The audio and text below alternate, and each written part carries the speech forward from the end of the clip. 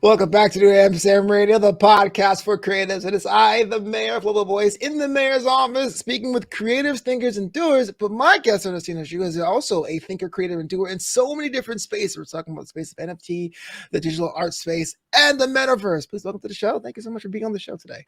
Thank you. So that's a lot of slashes. When you're at a party, how do you describe exactly what you do? Do you prioritize? You just say, hey, I'm just myself? Like, how do you put on a button on it? To be frank, that's a good question. Because like whenever I drop the NFT, like this three like very specific thing, and I have a lot of questions back already. So sometimes, honestly, I would kind of prefer to not like say too much before I know like, okay, they think it's a good thing or they think it's like bullshit or anything. Like try to avoid any sort of conflicts. So it is a very controversial topic, to be frank. Yeah, you don't want to talk that bullshit. Like you go to a party and someone's like, well, I work in these spaces. Like, do you really? I'll be honest with you, and I hope to be that middle ground, because I feel like we talk about NFTs and the metaverse. There's those that say, oh, wow, this is a really cool idea. There's those that go, I don't get it. But there's some people in the middle. I think I'm in this class where it's like, that sounds like something I'll be into, but how do I get to understand this? This sounds very advanced for a nice publicly educated person like myself. Yeah. So basically, when I approach NFT specifically, so my journey starts from the art perspective. So I was an artist, which at some point, like you need to learn a lot more than just creating art. Like you need to know how to promote yourself. You need to do marketing. You need to do a lot more than that. True. And NFT is kind of like a new way of approaching art at the beginning. And then I started from there, but the technical part of actually understand how it works and the framework, the architecture, and what's behind it, the whole theory of blockchain, Bitcoins, and then the DLT, that's all like a different perspective. It's like you need to first come into practice and then understand the history or the theory behind it. People ask me, especially, like, what's your opinion? Like, do you advocate? Do you think it's going to be the next big thing?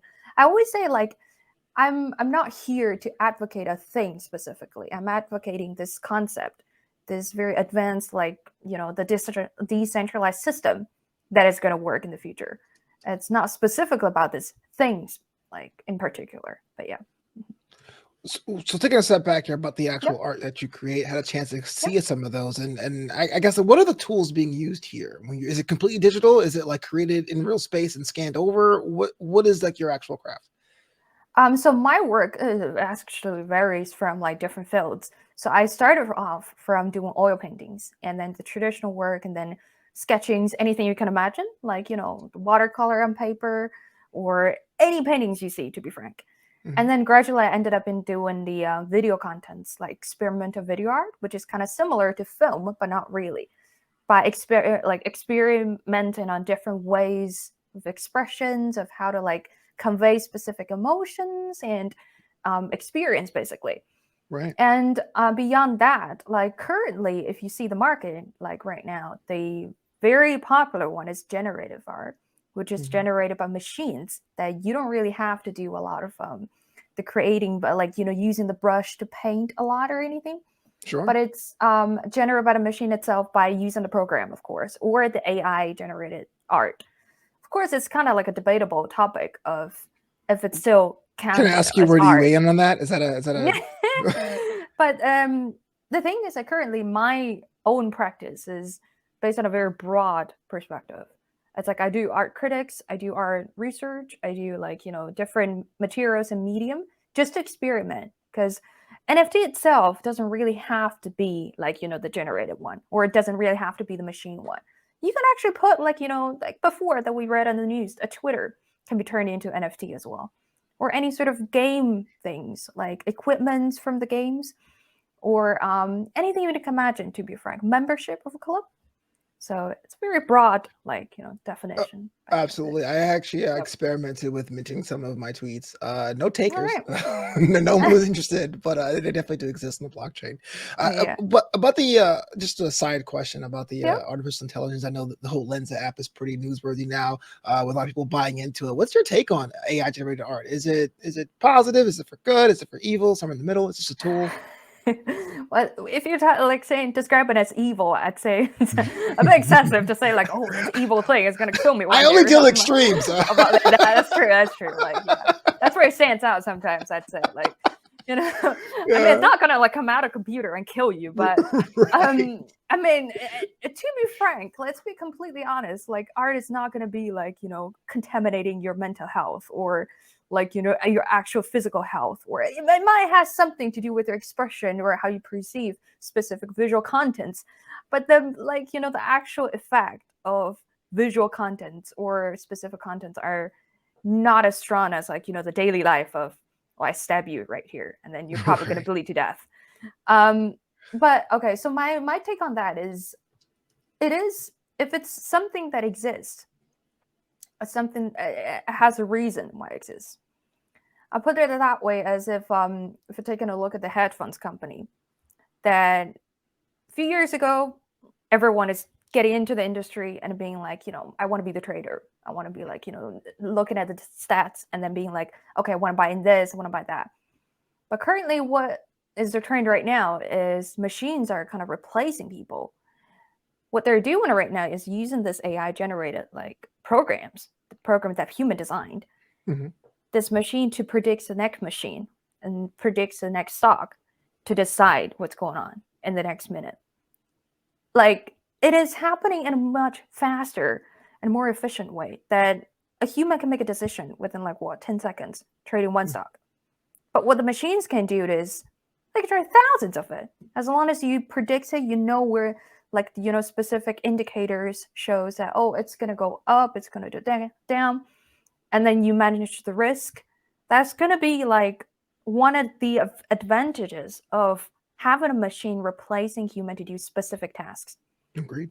At the same time, like, arts, one artist can create an artwork, let's say back in the time then when I was like, painting oil paintings, doing oil paintings.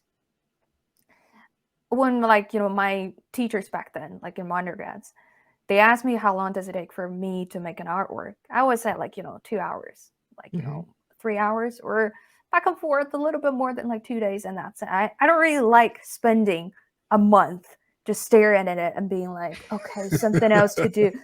Right. I mean, it's an expression, and that moment matters. It's not like, I keep doing the same thing all the time. Right. So this kind of like, reflects on, if it's generative art, that every few seconds you will have a different thing. And it's captured like different perspectives and characteristics. No matter if you like it or not, the efficiency is prime. Mm-hmm. The level of imitation for specific artists, for example, Van Gogh, like, of course, we couldn't get him here anymore to paint it for us, even though I I really know, want right? to. But The diva, like, I know. yeah, like, but if using the machine is able to not replicate, but like imitate specific skills, or to like, because I don't know if you've heard of like, there's this Chinese guy like based in China somewhere, like a little town, that his only job is to paint Van Gogh's like painting. It's his only job is to replicate it, and in a legal way, of course, just to sell it, and then like, just make money. For example, when you buy something in your house, like a Van Gogh painting, and but one of the sunflowers, and you want to buy like, most probably, if you can't afford the real one, you're probably going to get it from like somewhere, the private sellers. And his job for his whole life was just to imitate one person. Mm-hmm. And this job can be not replaced, but say like, be improved, that we don't really need such a worker to do one thing specifically. Like, he can do his own creation if he wants. So he provides opportunities, I'd say, by the end of the day. Yeah, taking out the I won't say tedious tasks, because I mean I'm sure that that person's life's work is amazing, but things that could be easily done by machines. It makes sense. Exactly. Coming from the stand-up comedy side, most of my career before the pandemic sidelined most of the planet, I got into dabbling a little bit with performing in metaverses, or like I said, in some metaverses. It's not just like one thing, right? I learned that one day one. So much fun seeing avatars, virtual representation, having things, having sets, having jokes minted. Pretty surreal, if you could say so, about where that's going to be. What's that like for you? There's creating it, there's minting it, but then it's kind of like interacting with these spheres with other users and other appreciators from all over the corner of the world through the internet. Yeah. So before, when I was doing the research about the metaverse and intimate relationship, so one of the first thing about intimate relationship building is you have to interact with others. You have to Mhm. interact with real human beings behind the avatars. So when you're entering the metaverse like world or whatever it's called, it might not be even called metaverse in the future. I feel like it's a concept of this Right, unified world, a virtual right. world that we're moving from like the physical world to the next level. But in general, like when I'm getting into this world, at least I would kind of be prepared to encounter any sort of problems that if I'm having it in the real life, it's gonna be replicated there as well. For example, one of the things like before it happened like 2 years ago or a year ago, there was some like sexual harassment like incidents happened in the metaverse, Hmm. and because of that, some of the apps actually set the regulation that you're not allowed to get too close to the other user without consent or Wow. to speak specific languages. Of course, like a hate speech or any related stuff shouldn't be like allowed. But I mean, in a way, because you kind of have to like expect it to happen because it's going to be a world and you're going to be like filled up with everybody is going to migrate on it, and all the industries are going to try to get up on it, like the real estates last year, like they're Hmm. already trading like and trying to get the the lands and then try to build the properties and everything. Like the more that they're moving stuff on it, the more possibilities that we're creating for the future to be able to live on this virtual world.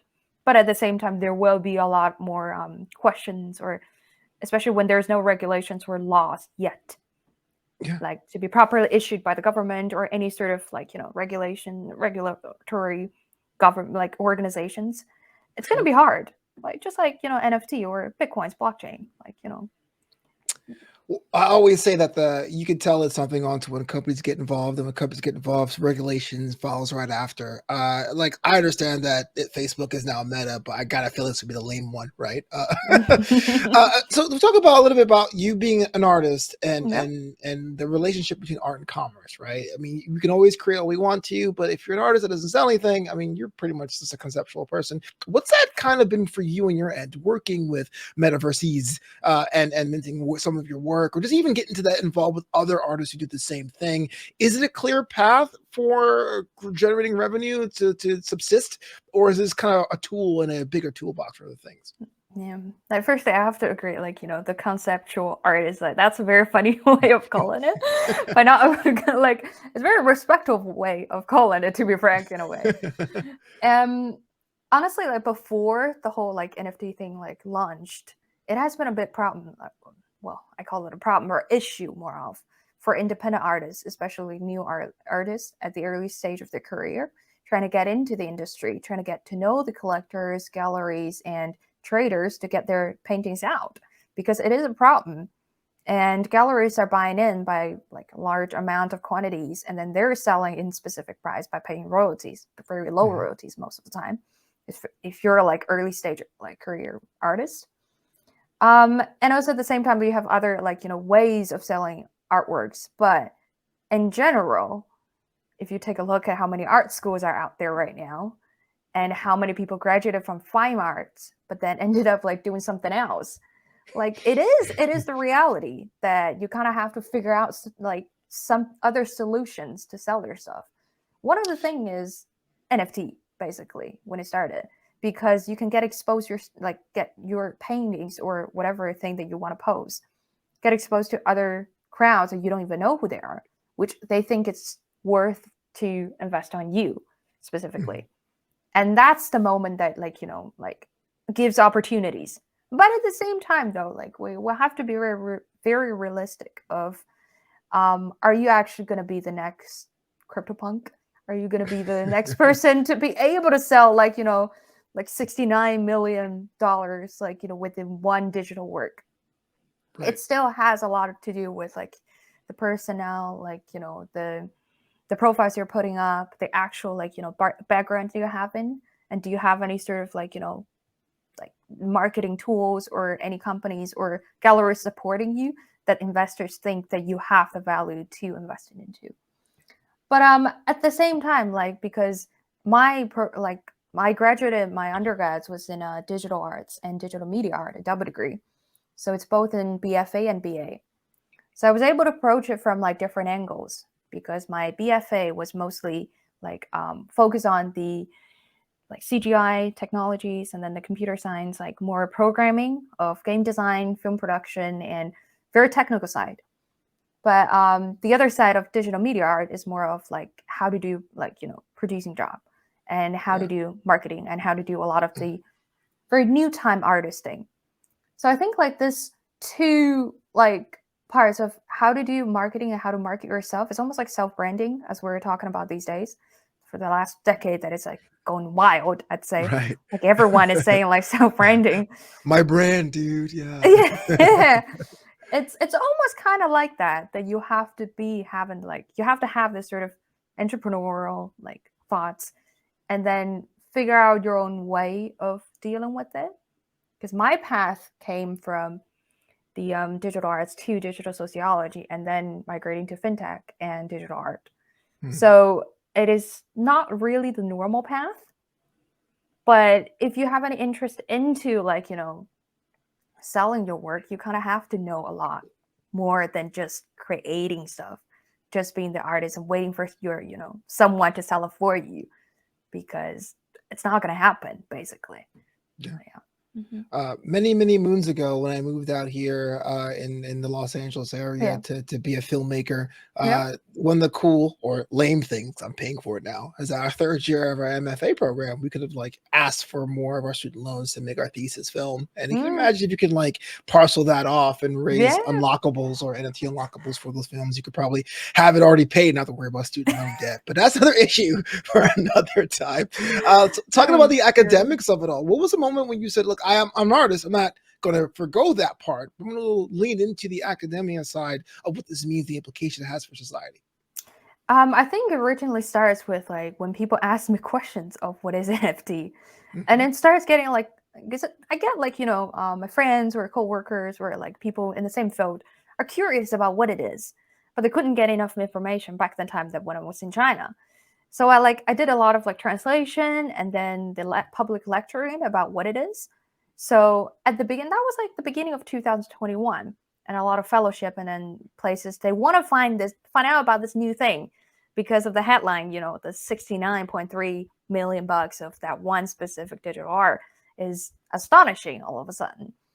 And so it kind of starts from there, because ain't nobody knows what what it is, and they want to know, but they don't have a resource. So I was like, well, I understand the language, I kind of know what's behind it, and when you're the first person kind of dabbling in the field, you just need to do it. And I didn't really start from like oh, I want to write. Well, I didn't want to write for a long time until I actually got into like the whole research. But later on, the more that you find like when you finally get into the field, as currently I'm both in the social science department and also the fintech group. Right. That's like more business related. Both sides, they don't really know each other that well. And even the art side, like none of them, like all the departments, they're very detached from each other. So they need someone who's coming from like one specific area to do job in the other one, so that you can actually talk within these two departments. And the moment you can engage this conversation, you don't have to be like an actual expert. Like, you don't have to know everything about like, you just need to know a little bit more from the other disciplinary and bring it in. And you become the bridge to like, communicate with one another. So that's the whole definition of interdisciplinary study. So yeah, that's what drives me today, to be frank. Yeah, what was kind of cool is that the icons of art always seem to be that Rosetta Stone. Like not all the translations go through, but enough to say, "Hey, look, this is the art side, this is the commerce side." But about your academic side, you are in the process of releasing a book on the subject. So I'm just really curious about the through line, because there's a myriad of angles that you could approach this. What's your book about, and how can people get more information about it? Yes, so the book is kind of approaching the NFT and metaverse in a more like plain way or easy understanding way of what it is and how do we deal with it from so you don't have to deal with all the jargons and with all the the minting, the decentralized finance and then all the big words that is out there. It's going to try to like, bring down the jargons and then make you understand it in an easier way of what it is. And if you're interested in it, of course, like there are more books to read about, like, in a more professional way and how you can engage in it. But one of the main goal for the book is to let like the public to engage with the academic like research of what's going on in the NFT and metaverse, and what can we do as someone who's interacting, who's living in this society, like the digital age, that not knowing where to go next, and trying to figure out a way, like a bit of a guidance from the academic, the technical side, and give it a bit, yeah, just trying to connect it all, as I always say, like. Well, here's the question I have for experts like yourself, and I'm so glad you're able to think about those who are trying to get on board the on ramp until more deeper things. What was your process in understanding if it works? Do you have like a team of lay people? You're like, yo, read this book. Let me know if you get it, or did you like do self edits? You have a team. Like, what was the process in balancing the knowledge and making it accessible? So the thing, okay, so because I came from the art background and my friends are very diverse in general, and I didn't really come from like the proper academic, like, the surrounded by academias. So my approach is to talk to a lot of people, especially when they're not in the fintech specifically, or in not even knowing what is NFT or metaverse, and give it to them for the first chapter and the second chapter, and ask them about their like ideas. Like, do you get what I'm saying? And at the same time, I have a Medium blog that I keep posting stuff and waiting for reflections or comments on what are the people like, what do they think of it? Do they think it's more accessible, or do they think it's too complicated, or do you have any suggestions? So originally actually starts from the blog and the original podcast at the beginning, that like turning into the audio and the visual way of explaining it. And when you explain it like many times as you would, like you get used to it, and then you start like kind of approaching it from the way that, okay, this is the stuff they understand, this is a word that I should be using, instead of like piling it up with all the stuff you don't understand and try to explain it in the next 5 minutes of what it is, and you're not gonna get it like in the next hour. It's just not how it's worked.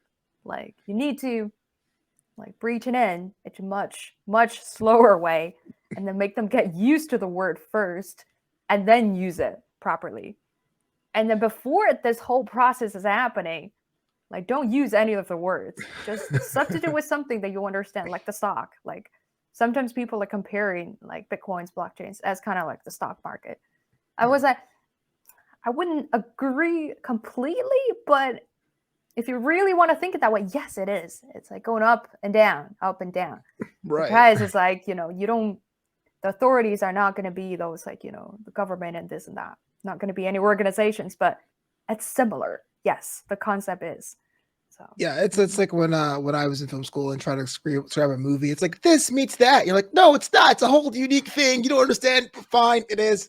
Whatever you want. It's cool.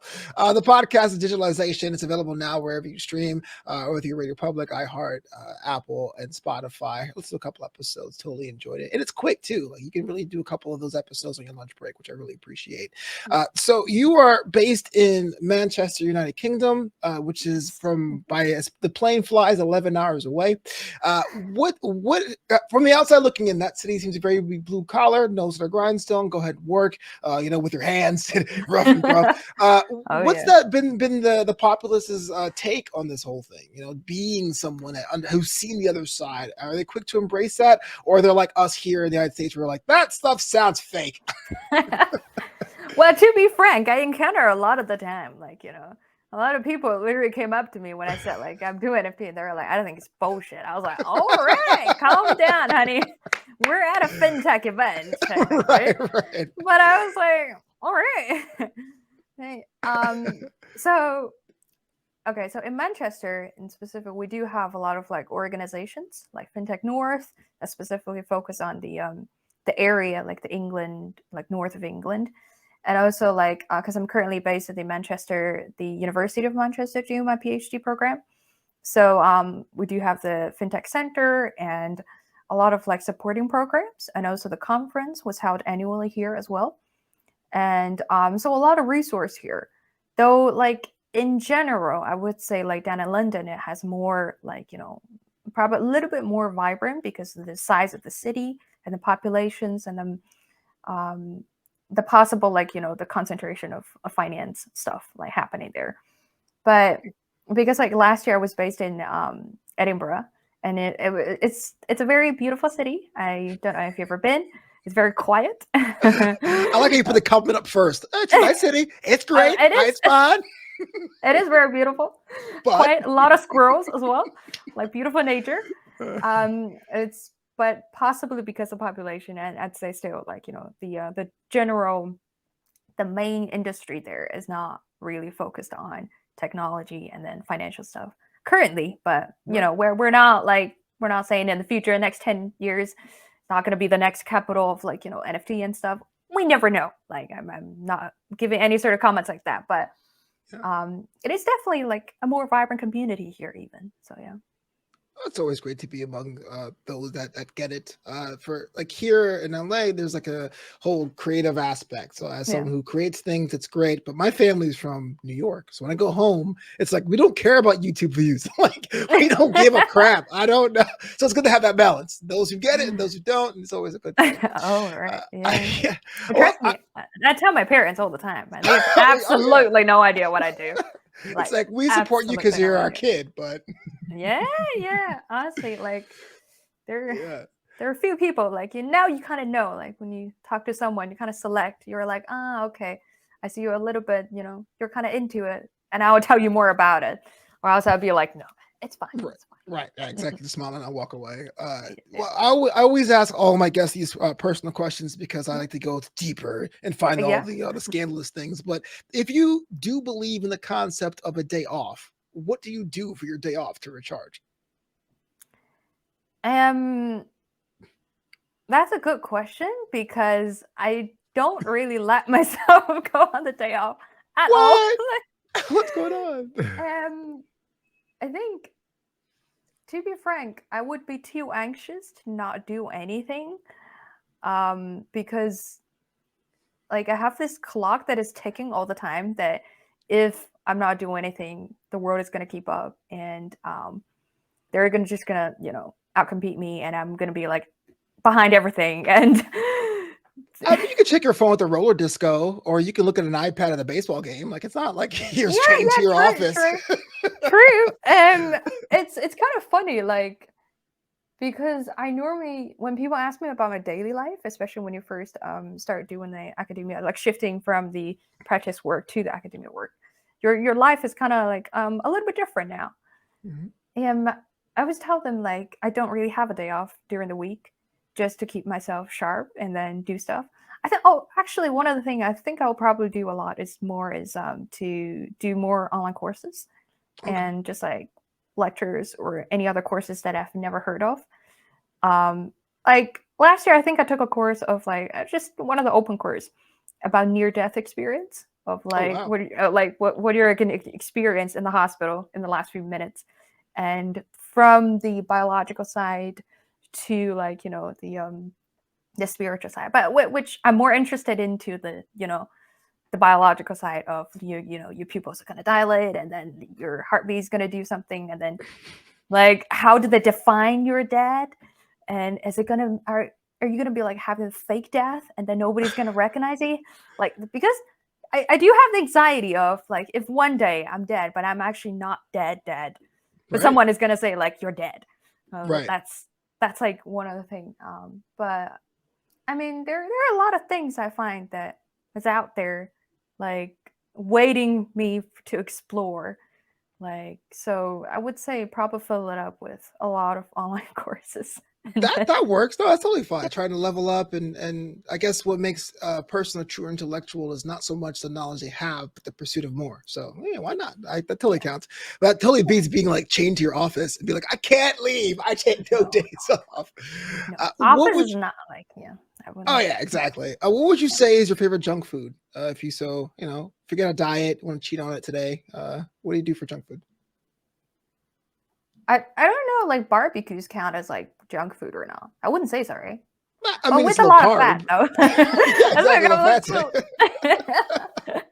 like at first I'm like a very like a meat eater. But I feel like sometimes a lot of people say that it's not that healthy if you like barbecue and everything. I'm not sure even. So Right. like I'm not a big fan of potatoes. So like I wouldn't say I'm anything not a about big chips fan and of anything. potatoes. No, not really. Because I find like the amount of flour inside that kind of makes me conscious of the calories and stuff.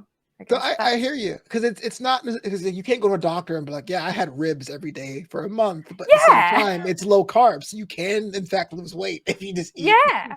But I mean, So ribs are nice, very nice. Like that's what I'm it's very talking hard to about. get it here as well.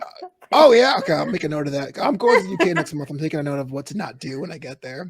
All the Yorkshire pudding I want, but no barbecue. Good to know. Yorkshire pudding is nice. Before we get out of here, this is something I read an article that you wrote over at your Medium page and listened to an episode over at your podcast about the Tinder metaverse theory. And I was enamored about this, not because I'm a single bloke looking on Tinder all the time, but rather, what does it mean for the populace? What does that mean, the Tinder metaverse theory? And can you expound upon that? So the Tinder metaverse, okay, it's still a prototype thing. Like even though I contact the Tinder company myself, even for more research purpose, and they did come up with like, they came back with me with like, no, we can't really share too much information. But the Tinder metaverse in general is basically you're gonna date on in the metaverse virtual world, and the from the societal side, like sociological side, that because like Tinder as one of those like the dating apps at the beginning, what it does is it's able to kind of like collapse the time scale that people communicate. For example, you can connect with someone in the different zone or in a different country, or like to chat with them whenever you want, basically. And then at the same time, it connects the physicality of where you are. Basically, location doesn't really matter, but of course, you have the location scale of where you can set up. So these are one of those like very important things about the sociological impacts of dating apps when you're using the dating. Of course, like a lot of problems are also existing in dating apps. For example, the gamification of the whole process, that you feel like you're doing a game instead of actually looking for intimate relationship partners, which at the end of the day, the goal of your partners, what type of partners are you looking at? Like, are you looking for? It's still depending on different people. So we're not judging it from like it's good or bad. But Tinder Metaverse is going to create a new experience of putting you in the same situation, in the same geographical location in the virtual world. And you're able to do something together as if you can imagine yourself in this space or build your own space if this means a lot to you, or like rebuild something from your memories. For example, some place that already been like, like that's already gone. And then experience this unique thing to you and to the other partner. So creating memories as in the intimate relationship building is very important as a shared memory. So Tinder Metaverse is going to like actively promoting and then allow you to create this sort of distinctive things for yourself. And also at the same time, like a lot of things that Tinder Metaverse or Metaverse in the like intimate relationship can explore. There hasn't been actually like a limit of what you can do, but you are the person who is creating it yourself. That's basically the definition of Web3, that you won't be looking at the computer using the Facebook by recognizing that there's actually those like programmers design the program for you to use it, and you're able to share using specific functions but not create original stuff yourself. Web3 basically giving you the opportunities of, okay, I'm creating this blank thing for you that you're going to be the programmers, and it's going to be a more accessible way. Like it's not like saying everyone has to be a programmer, of course, but it's basically making you the creator of this world to create what you want and what you want to spread out or create or whatever you want to do about it. So that's, yeah. Mm-hmm. I can't wait to be the first man left on red in the metaverse. Ernestina, thank you so much for being on the show. New Amsterdam Radio, the podcast for creatives. If someone wants to connect with you or learn more about your research and projects coming up, how do they go about doing that? So I do run like a personal website. and which is including most of my artworks and our experience, and then the podcast, book link, everything you can imagine, basically. And the social media, reach out to Twitter, Instagram, Facebook, wherever you could find me. Or if you want, connect me with, like, you know, in the academic way, like send me an email if you have any sort of proposal.